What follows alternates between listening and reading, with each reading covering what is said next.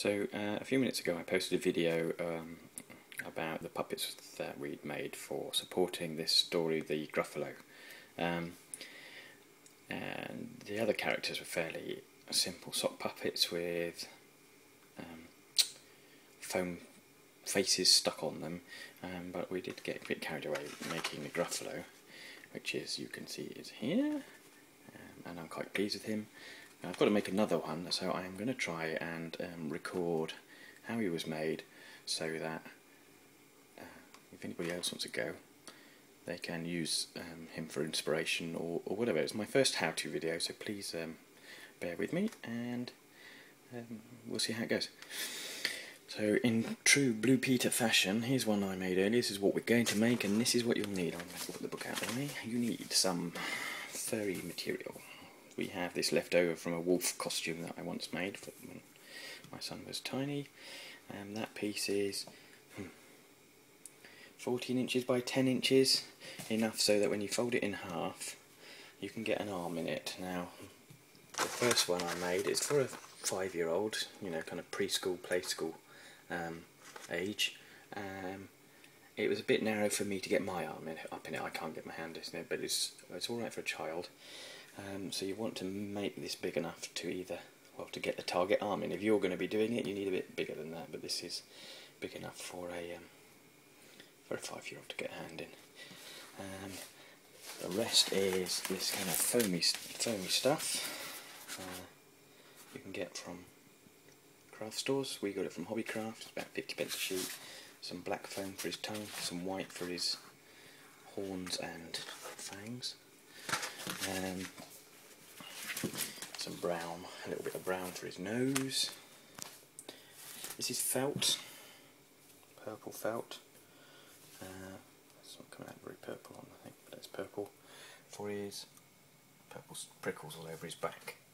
And the last interesting thing are these things called cotton balls. We got them from the Hobbycraft shop again. Other stores are available. It's like really densely packed cotton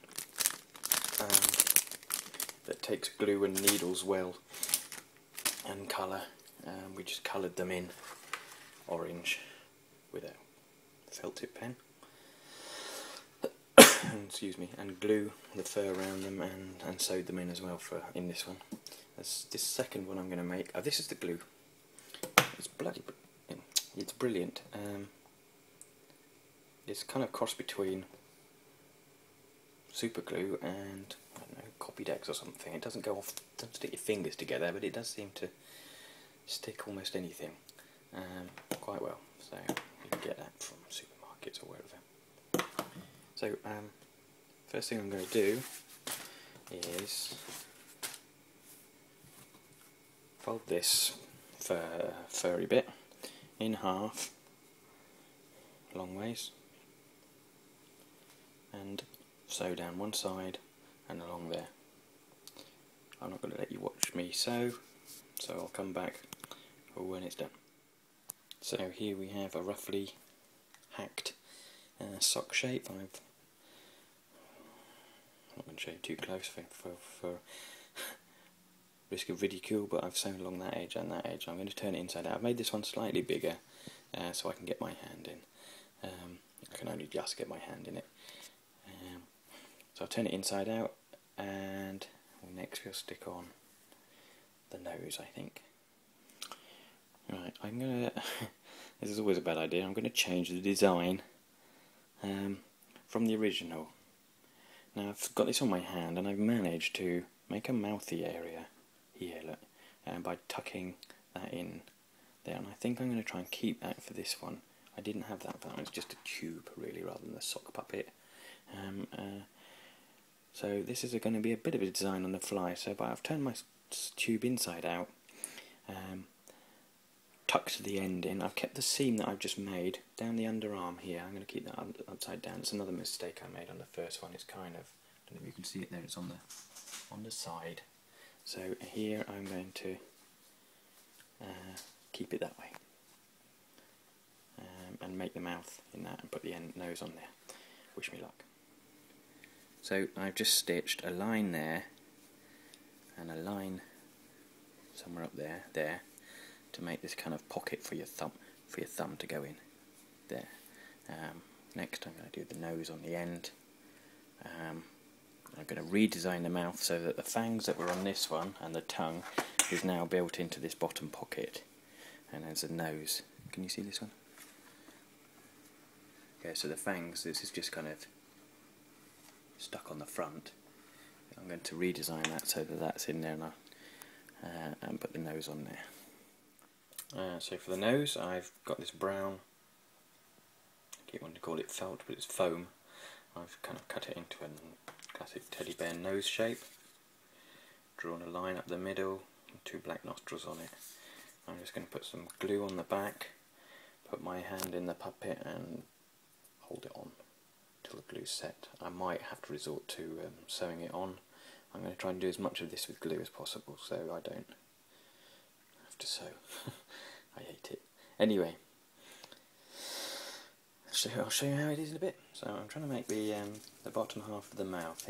I cut a template out of paper, which is always a good idea if you're experimenting. I shouldn't have changed my plans